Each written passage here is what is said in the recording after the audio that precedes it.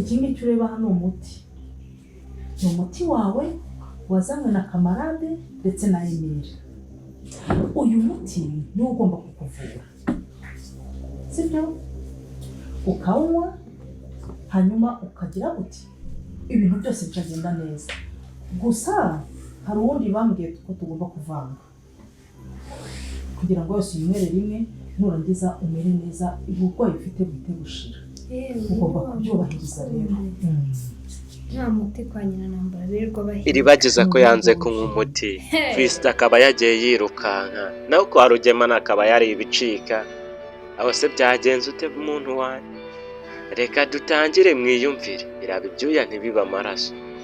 Ngo haye ikaze ku iyicano yanyu. Narababwiye ati iyicano ni iyanyu, ni umuryango mugari wanyu wo kubaka Big Family TV, ariyo nzira y'umusaraba izajya inyura. Aha ngaha niho ushobora gusanga ibintu byizewe, icyo bita kugusogongeza cyangwa kuguha amakuru. Njyewe ubikubwira ndi wa mukunzi wanyu udahwema kukubwira ibyiza buri munsi, ukubwira ati nta handi hantu uzasanga amakuru yizewe usibye aha ngaha. Rero wowe mushyashya, reba aho hasi hari buto ya subscribe, ubanze uyikandeho, ntukagire umutima mubi kuko subscribe nta kiguzi, yikandeho maze dukomeze. Rero bantu banjye mbazaniye amakuru agira ati ese Fisto ko yagiye yirukanka byagenze ute? Ese kwa Rugemana ko byubazaga ko bagiye kuzana Iribagiza bazi bibi byiwe bizagenda ute? Ese ko Iribagiza hanze kunywa umuti, aho ngaho Fisto ntiyazawiba? Ibyo byose nibyo ngiye kukubwira, ndetse iyo yari incamake. Muntu wanjye ndongeye ndagusuhuje wowe aho uherereye hose wumva Ikinyarwanda, ururimi rwose waba wumva uri umuntu w'agaciro kandi uri umuntu wo kubahwa, ngo haye ikaze. Rero murabizi neza ko nshuti zanjye hari ibintu urumva twagiye tubona bihambaye ndetse bikaze cyane, bishatse kuvuga ibintu byinshi. Fisto yabibonaga, yumvirizaga ni maneko yo kwa Nyirantambara bikomeye. Murabizi neza ko Fisto ni n'umwana mubi, buriya sinzi uko bizagenda. Ese buriya aho yaba yagiye akabivuga akagaruka akazibura muti byagenda ute?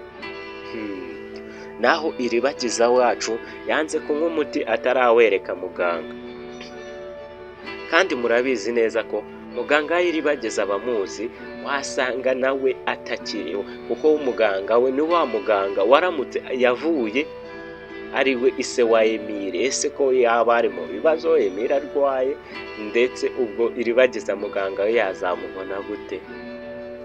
Nawe se kwa Rugema ko bifuzaga ko Iribagiza ari buhaze akahaba nyina wa Kanyana, bakamuterera hejuru bose ko adakwiye kuhaza kubera ko musaza we yaje yazaza akahamusanga. Ibaza hamusanze ari we wenyine uhari, akamubwira ati ndashaka umwana runaka witwa gutya na gutya, ndetse akaba ari mushiki we. Iribagiza nubwo yanyweye nubwo ataranywa umuti umwibutsa, ashobora guhita nk'umuntu yemera yuko ari we Iribagiza tayari, bigatangira kujya mu iperereza kwa Rugema, bagatangira bagafatwa gutya. Rero muntu wanjye bino bintu ngiye ndabona ari amayobera. Hari abantu bagiye barababeshya ibintu byinshi kandi ntabwo nifuzaga ko bababeshya. Rero udukurikirana umunsi ku munsi, reba aho ngaho hari buto ya subscribe cyangwa sabone, aho hari akajambo k'umutuku mu kuboko kw'iburyo cyangwa akajambo k'umukara mu kuboko kw'iburyo, ubanza ugakandeho maze kivivure. Nimba ari umukara uvemo, nimba ari umutuku uvemo, ndetse ukande no kurira yikujye no muri comment ushyiremo udutima ku bantu bakunda Iribagiza, kuko muri abantu b'agaciro, muri abantu bo kubahwa, mudufitiye igiciro kinini cyane. Ntago twabona icyo tubishyura abantu bacu, ni ukuri kw'Imana ndababwiza ukuri, aka kanya ntago twabona icyo tubishyura. Rero njye mbaye miniye aha ngaha, murumva ko nameze neza, ahubwo munsengere bantu banjye kuko ndabakunda. Bye, Imana barinde, tuze gusubira mu kanya mu biganiro byacu.